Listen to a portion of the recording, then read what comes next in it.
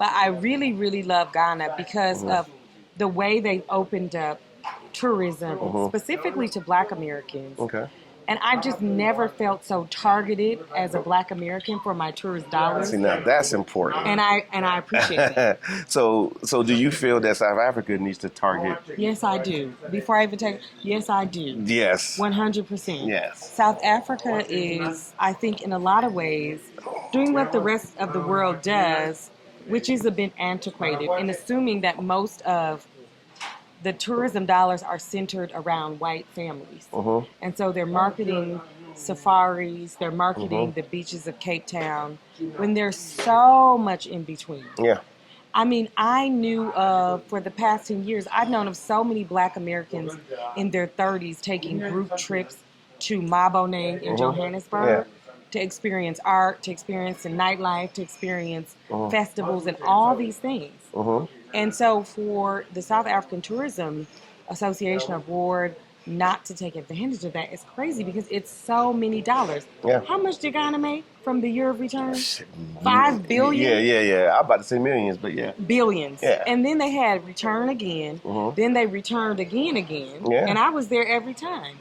And I brought more people with me than I had the first time I went. Yeah. And so I know for a fact that they are really boosting their economy, their tourism dollars. Yeah. You're putting money in the pockets of real Black folks. Yeah. And you're building these like African diaspora relationships. And it's not just Black Americans. They're really also targeting people from the Caribbean. There's so many Jamaican folks here. I mean, they've just done such a beautiful job.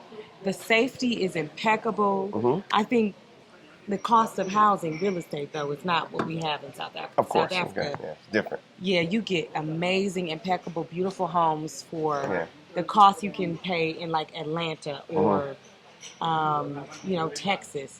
But Ghana, you paying New York City prices. Yeah, every country has its pros and its cons, but so those people who I mean, we know they're out there that are sitting back, probably looking at this video, saying, I really want to go, but could you clear some things up? No buts. Just clear it up. There are no buts.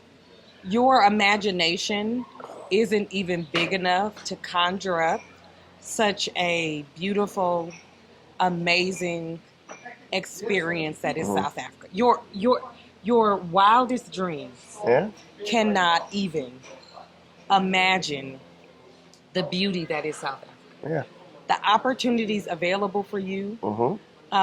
If you have resources, especially in a country like South Africa, you can go many places. The amount of businesses you could create, the relationships you build, the type of investments, and I don't mean just about money. I mean the generational, ancestral, relational investments that you can make.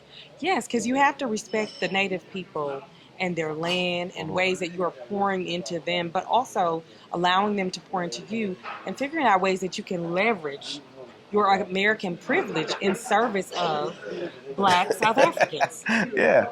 Exactly. It's about a diaspora link up. Yeah. And so if you're sitting at home, I would tell you to book the flight. Yeah. Just book that as we say. Just book it. You will not regret. I don't know a single person that has come to this continent, let alone this country, South Africa, and regretted it. You will not regret it. You won't. Well, I'm glad you said that because 100% of the people that we bring here as tourists, I would say 80% of them have some skepticism. They're online. They're looking at stuff. Even people who have already booked, but they're like, I'm doing my research, and they research themselves out of a deal.